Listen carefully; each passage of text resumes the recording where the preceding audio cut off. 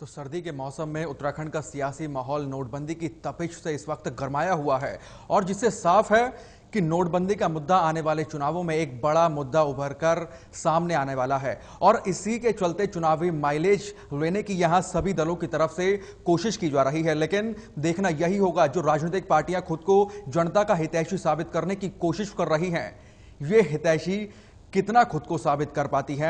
आखिरी फैसला आखिरकार जनता का ही रहेगा। बहरहाल आगे बढ़ते हैं। उत्तराखंड के रुड़की में नोटबंदी से लोगों को काफी परेशानियों का सामना करना पड़ रहा है।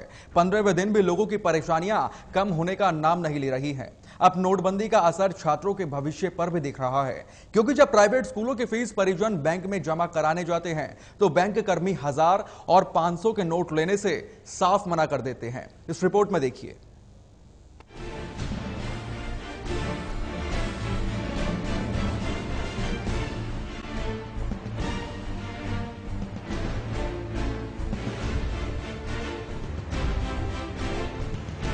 नोटबंदी के बाद चारों तरफ अफरा तफरी का माहौल है।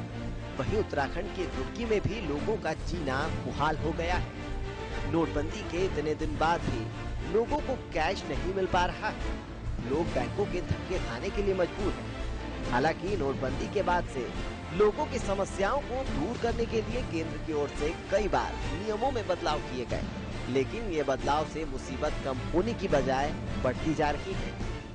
बैंक का कहना है कि छोटे नोट लाओ, जो नई सीरीज चल रही है वो लेके आओ, तब फीस जमा होगी। या छोटे नोट लाओ 100 रुपये 50 रुपये। अब कहाँ से लेके आए? बैंक में जो ये लोग नोट चेंज कर रहे हैं उसमें 2000 का, और हमारे पास तो है नहीं फिलहाल, मिल नहीं रहे। पूरा दिन लाइन में लगे हो जाता है, सबकी नोट नहीं मिल पा रहे, चेंज नहीं हो रहे। फिर बोलते हैं कि कैश खत्म हो गया। सुबह से आ जाओ, शाम तक खड़े रहो लाइन में। नोटबंदी के बाद लोग फैसले का समर्थन तो कर रहे थे, लेकिन शायद तब लोगों को नोटबंदी से होने वाली दिक्कतों का इतना अंदाजा नहीं था। लेकिन अब हालात ऐसे हैं कि लोगों के पास बिल्कुल भी कैश नहीं है। अब लोग इस फैसले का विरोध करते नजर आ रहे हैं। मजे कर गए।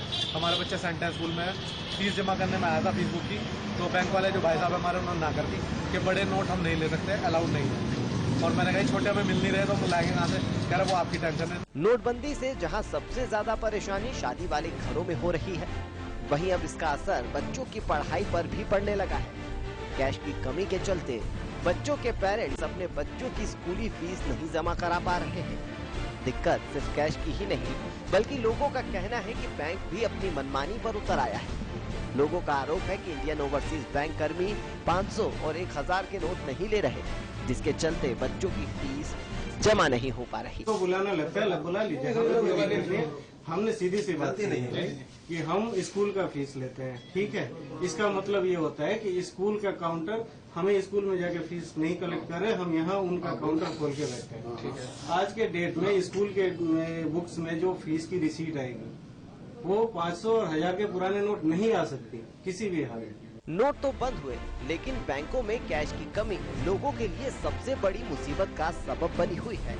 हालांकि केंद्र सरकार परेशानियों को दूर करने का दावा कर रही है, लेकिन दिन पर दिन ये परेशानी लोगों के लिए मुसीबत बनती जा रही है। अब देखना होगा कि कैश की किल्लत 30 दिसंबर तक ही रहेगी या आगे भी इसी तरह जारी रहेगी। अनिल, TV 100